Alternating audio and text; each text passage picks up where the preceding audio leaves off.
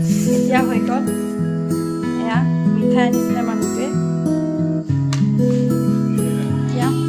চাহৰ লগত এয়া দেখিছেনে চাহ পকৰি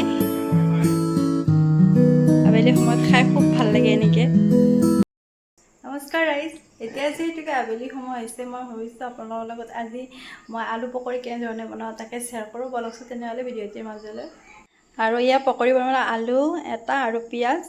আৰু এইখনেৰে আলুটো মই সৰু সৰুকৈ কাটি ল'ম চাই থাকিব দেই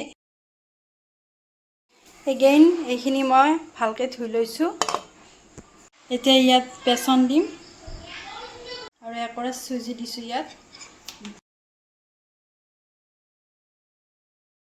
অকণমান হালধি দিছোঁ ইয়াত অকণমান গৰম মছলা দিছোঁ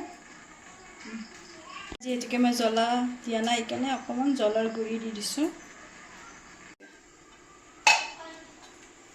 এতিয়া মই এইখিনি সানি ল'ম যিহেতু ইয়াত পানী দিবলগীয়া নাই ধোওঁতে গতিকে পানী অকণমান আছে ইয়াত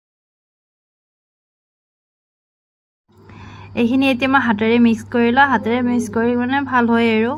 সেইকাৰণে হাতেৰে মই মিক্স কৰি ল'লোঁ এইখিনি পিঁয়াজ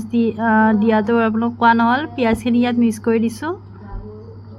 এয়া মই এতিয়া কেৰাহীখন গেছত দি দিওঁ গৰম হ'বলৈ তেল কেৰাহীখনত তেল দি দিছোঁ গৰম হ'বলৈ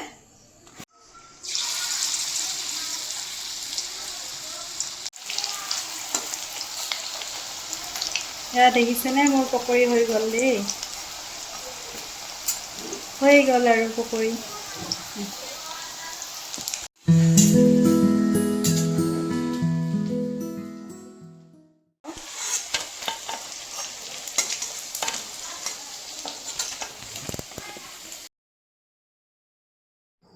এয়া এতিয়া মোৰ চাহো হৈ গ'ল আৰু লগতে মানুহজনে অনা মিঠাই আছিলে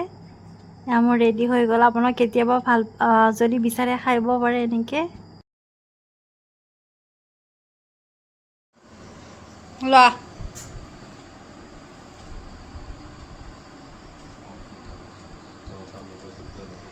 পকৰি খাওঁ পকৰি পকৰি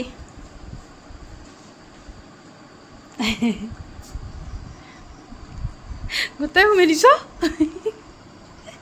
গোটাই সোমাই দিছে কেনেকুৱা কেনে হৈছে হা লোৱা খোৱা কলা দিয়া নাই দিয়া কেনে হৈছে কোৱা